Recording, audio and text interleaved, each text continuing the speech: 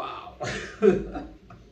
C'est pas possible. On a récupéré la place qui nous revient de droit. Oh, je suis ravi. C'est vrai. En ce moment, on a le même nombre de points que le Real Madrid. Donc, grâce déjà au fait qu'on les avait chicotés au match aller, et on a plus de buts que le Real. Donc, ça fait en sorte que nous puissions être premiers.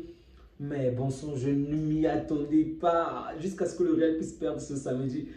Je n'ai même pas pu voir le match parce que j'étais tellement occupé, que ce soit le match du Paris Saint-Germain et du Real. Je ne pouvais pas les voir. Mais je me suis contenté des scores et ensuite j'ai vu quelques youtubeurs qui ont parlé du match, ils ont parlé énormément des fautes d'arbitrage, du moins des erreurs d'arbitrage et autres. J'aurais vraiment souhaité voir ce match-là. Mais bon, dans tous les cas, je ne pouvais pas et du coup, ça m'a fait plaisir de savoir que le Real, ça m'avait énormément fait plaisir de savoir que le Real avait perdu et aujourd'hui, on gagne. C'est vrai, le score n'est pas un score feu, mais contre le Rayo, on ne s'attend vraiment pas à grand-chose. Sincèrement, c'est peut-être l'année dernière où il y a eu, on va dire, un match miracle. On les avait battus, je crois, 3 buts à 0. Sinon, dans l'ensemble, c'est généralement des petits scores et parfois même ils nous battent. Et du coup, aujourd'hui, je m'attendais parce qu'on marque énormément de buts, ok? J'espérais juste 2-0, minimum 2-1. Mais on a gagné sur la plus petite démarche, ok? Ce qui compte en ce moment, c'est qu'on a récupéré la première place. Oh, cette place-là m'a tellement manqué. Cette place nous a tellement manqué. En fait, lorsqu'on voit le parcours du Barça, cette place est largement méritée parce qu'on commence la saison, on est largement la meilleure équipe du monde, ok? Avec Liverpool, on est au-dessus de toutes les équipes. Ensuite, arrive le mois de novembre et décembre où, en fait, on passe une mauvaise passe. Fin octobre, on va dire novembre, décembre.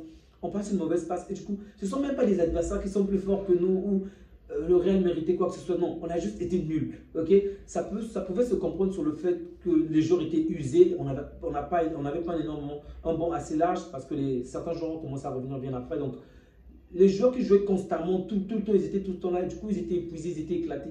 Ils n'arrivaient plus à ressortir la même énergie en Liga. Même si en Ligue des Champions, ça allait quand même. Ok, et au final, on a perdu pas mal de points. Le Real et l'Atlético a d'abord repris la première place. Ensuite, le Real est venu reprendre cette place-là. Et donc, c'était difficile. Je n'y croyais même plus. Il y avait 7 points d'écart. Au minimum 7 points d'écart entre le Real et nous. Et aujourd'hui, on reprend la place qui nous revient. Oh! Salut les amis, j'espère que vous allez bien. Cette soirée se passe tellement bien malgré que la journée a été complexe aujourd'hui, mais la soirée est tellement merveilleuse, vraiment merveilleuse. C'est vrai, il y a des choses à dire concernant l'arbitrage aujourd'hui. Je pense que ce soit de notre côté ou de l'autre côté, il y a quand même eu certaines erreurs. Déjà, je pense qu'on aurait pu obtenir au moins 2 autres pénaltys aujourd'hui, c'est possible. L'adversaire également aurait pu en avoir au moins 1 ou 2. Sur le but, je précise que je suis totalement d'accord avec la décision arbitrale.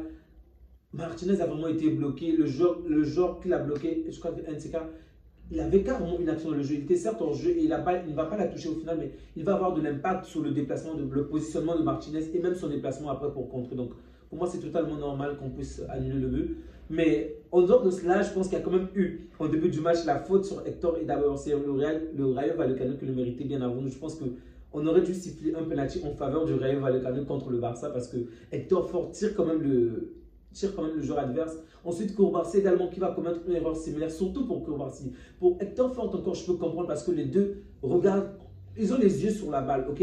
La balle est encore en l'air, ils ont les yeux sur la balle et puis du coup, Hector Ford, ça grippe un peu à lui. Je peux comprendre que ça puisse passer crème, ok?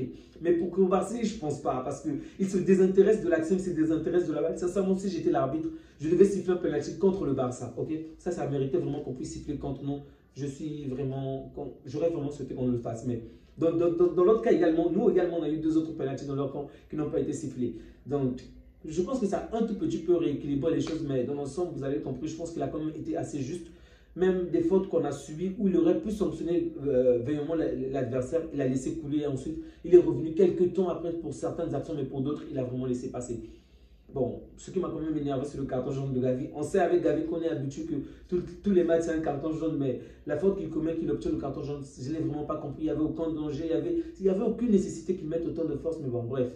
Il est allé une fois encore prendre le carton jaune, c'est la marque de fabrique de Gavi. Je ne sais pas si lui également il va changer. Le Real a son Vinicius, nous on a notre Gavi. Bien évidemment, les comportements sont largement différents. Je veux juste dire que Gavi met trop de sa passion et du coup, parfois il faudrait qu'il calme les choses parce que quelquefois ça nous met en danger pour rien. Maintenant, par rapport à ce match, le magicien Pedri sort du lot. Qui d'autre? De Jong sort du lot, Martinez sort du lot. Aujourd'hui, si on n'avait pas nommé Pedri comme homme du match, je pense qu'on aurait certainement nommé Martinez, potentiellement Chesney. Mais en tout cas, ces joueurs que je viens de citer ont vraiment fait un bon match, ok?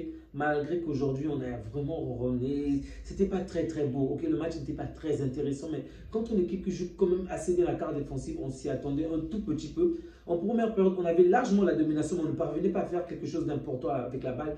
Il a fallu attendre au moins la 25e minute, c'était chaud bouillant. Et en seconde période, il y a eu de temps en temps de bonnes occasions, mais c'était trop faible.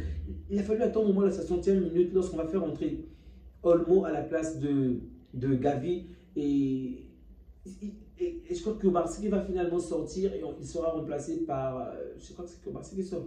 Bref, dans tous les cas, il va avoir deux remplacements, ok. Et c'est à ce moment-là qu'on va ressortir vraiment la défense. Et oh, Olmo, qu'est-ce qu'il nous manque. Ce joueur-là est tellement talentueux, mais tu as constamment les mains sur la joue quand tu le vois. Il est trop blessé, trop souvent blessé. Olmo.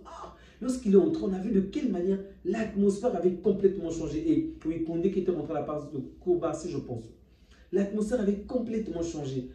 Évidemment, je ne dirais pas que le petit Yamal était bon aujourd'hui. C'est normal qu'il puisse pas être bon. Et je pense qu'en ce moment, il joue un peu trop la carte. Il est un peu trop égoïste parce qu'il n'a pas marqué depuis un certain nombre de temps. Mais on voit bien qu'il n'y a pas la symbiose entre Hector et Yamal. Et aucune symbiose. C'est normal parce que Hector Fort ne joue pas beaucoup. C'est un jeune joueur. Deux, il ne joue pas beaucoup. Et le peu de temps qu'il joue, c'est quelques minutes. Donc c'est normal qu'il ne puisse pas développer cette symbiose. Ok. Mais avec Koundé, c'est tellement différent. Et on l'a vu, dès que Koundé est rentré, Yamal est redevenu dangereux. Yamal s'est de nouveau procuré des occasions, à de nouveau réaliser comment dirais-je, des petites combines avec Koundé. Et bon, il faut aussi qu'il s'adapte parce que Koundé ne sera pas toujours là. En première période, il essayait de faire quelque chose de temps en temps, mais il était un peu trop esselé. C'était pas facile face à des adversaires qui jouent bien la carte défensive. Vraiment, j'ai pas compris les remplacements du coach de Rayo. En première période, je trouvais qu'il était cohérent, mais en seconde période, j'ai vraiment pas compris pourquoi il a sorti certains attaquants. Ici est sorti, pardon. NTK est sorti. J'ai vraiment pas compris, même si le défenseur est sorti. Alors que si c'est fait un très très bon match, excepté le penalty qu'il concède contre nous. Donc, dans l'ensemble, sa performance était quand même bonne. J'ai pas compris ces remplacements-là. Bon. En ce moment, je crois que lui, il joue pour la Conference League. Peut-être qu'il a voulu les préserver pour le prochain match. C'est possible parce que eux, ils ne jouent pas le titre comme nous, ok? Lui, son but, c'est être au minimum 6e. Donc, ça peut se comprendre, mais bon. Je ne m'attendais vraiment pas à cela. En tout cas, il nous a facilité la chose, il nous a facilité la tâche en le faisant. Du côté du Barça, sincèrement, j'espère que ce match-là ne va plus se répéter. Donc, je crois que c'est notre 12e match, ok? 12 matchs, 2 matchs nuls et 10 victoires. Ouais, c'est pas mal, c'est pas mal, c'est pas mal. Mais ça aurait été plus impressionnant d'avoir 12 victoires. Ça devait déjà être une nouvelle grande série, mais bon, c'est pas grave. On va se contenter de ces deux matchs, de ces deux victoires, de ces deux matchs nuls et vraiment se préparer pour la suite. Nos voisins vont jouer ce mercredi, sauf erreur de ma part. Donc, on a hâte de les voir se faire écraser face à Man City. Mais bon, dans tous les cas, nous, on est qualifiés. Donc, on va contempler pleinement les petites équipes jouer pendant ce mois de février. Les autres équipes jouer pendant ce mois de février, la Ligue des Champions, et attendre le tirage au sort. On va certainement tirer soit le gagnant entre le Paris Saint-Germain et Brest, soit entre Benfica et Monaco. Bon, c'est difficile à dire pour l'instant. On va voir ce que va donner le match retour et on va certainement débriefer là-dessus.